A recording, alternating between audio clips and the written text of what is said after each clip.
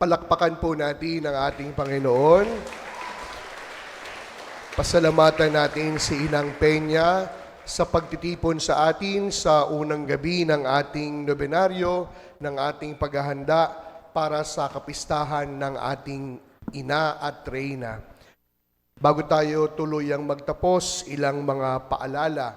Una, patuloy po yung ating paanyaya. Bukas, muli tayo magkita-kita at magkasama sa ikalawang araw ng ating nobenaryo.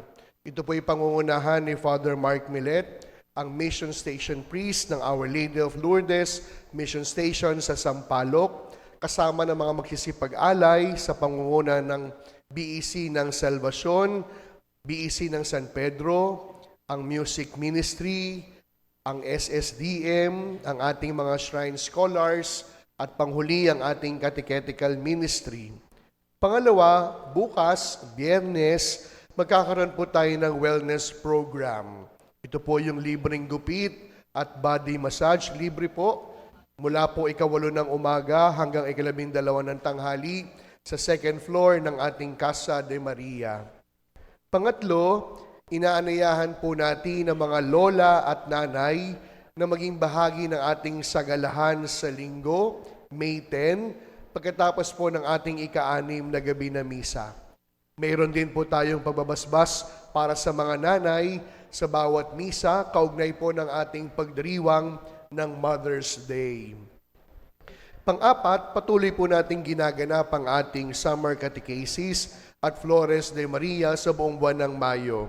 Inaanayahan ko po ang mga batang sumali sa pagdarasal ng Santo Rosario, pag-aalay ng bulaklak, at pag-aaral ng ating pananampalataya.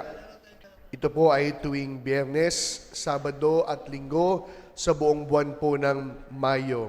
Gayun din, inaaniyahan ko po ang bawat isa na makapag-alay hindi lamang ng mga bulaklak na nalalanta, kundi makapag-alay po ng mga assorted school supplies para po sa mga batang participants ng ating Flores de Mayo.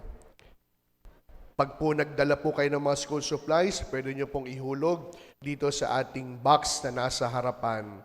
Maaari din po kayo makatulong sa pamamagitan ng pag-i-sponsor ng kanilang snacks o merienda. Makipag-ugnayan po lamang sa ating parish office. Panglima, sa aktual na araw po ng ating kapistahan sa May 14, inaanayahan ko po ang mga nagmamayari ng mga replika, imahe ni Inang Peña at kayong lahat na sumama sa ating gaganaping posisyon pagkatapos ng misa. Ika-6, ang mga oras po ng ating misa sa Bisperas, May 16, Sabado, ika-6 ng gabi, at sa araw po ng kapistahan, Linggo, May 17, ang mga oras po ng ating misa, ika-6 at kalahati ng umaga.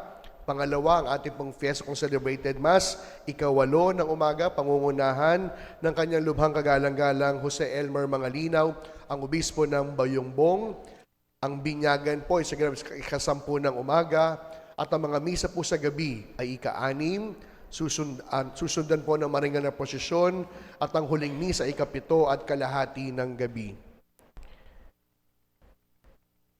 At ibig ko pong gamitin ang pagkakataon ito para makapagpasalamat sa mga nag-alay po sa unang araw ng ating nobenaryo, ang pamayanan ng Kristyano ng Espiritu Santo ng Barangay 850. Nasaan po sila?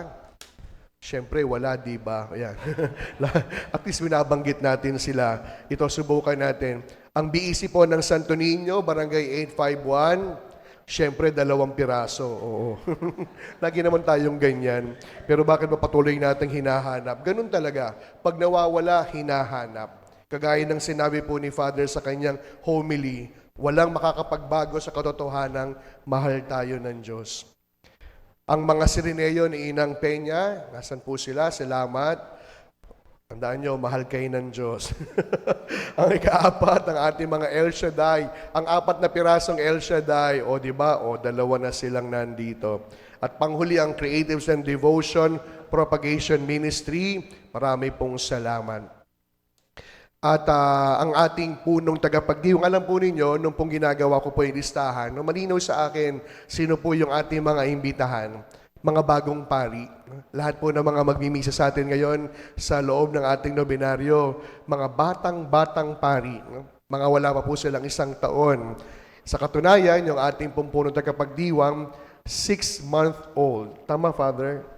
6-month-old na pare. No? Kaya amoy banal pa, no? Banal na banal. At pinaalala ko sa kanya kanina, sabi ko, kailan tayo unang nagkita? Although, hindi na po kami nagkasama sa seminaryo, no? For obvious reason, no? Mas bata po siya. Pero sabi ko, natatandaan kaya ni Father ang aming unang pagtatagpo? No? Natatandaan niya nung siya'y nag-talk sa aming parokya sa San Miguel.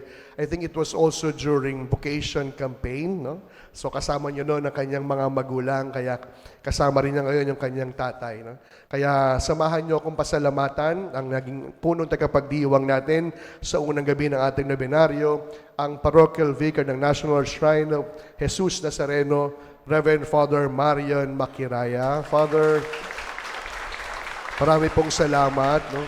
Noong una kami nagkita, malusog na po siya.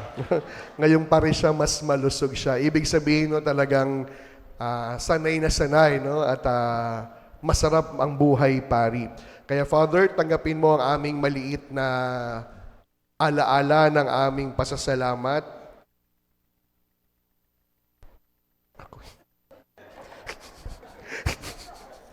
Biglang lumalabas si Kuya, kinakabahan ako. So Father,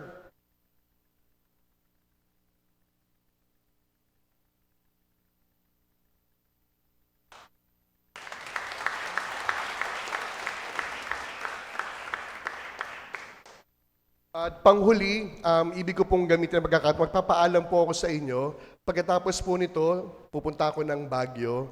Nagbibigay lang po ako ng retreat. Napakabilis lamang po. Hindi ko na po siya ma-cancel na isang parokya po sa Bulacan ang nag-anyaya sa akin na mag-facilitate ng kanilang retreat.